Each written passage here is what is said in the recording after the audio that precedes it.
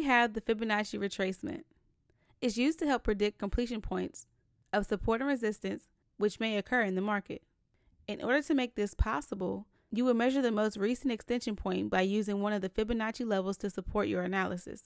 And there are 4 Fibonacci retracement levels that you can use when trading.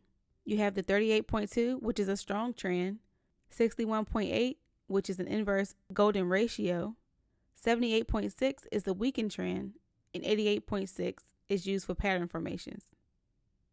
So after the Fibonacci retracement comes the Fibonacci extension. The Fibonacci extension is used to predict the completion point of the extension point. It also measures the point of the previous support and previous resistance point. So if you're looking to trade the direction of the trend, this will be a good one for you because it helps you come up with target points. Let's go over the Fibonacci extension levels. The Fibonacci extension levels are 1.113 and can be used when trading advanced stop formations. 1.272 is a weaker trend determination point, and 1.618 is a strong trend determination point. Here we have the Fibonacci inversion. And the Fibonacci inversion is used during a violation of a trend.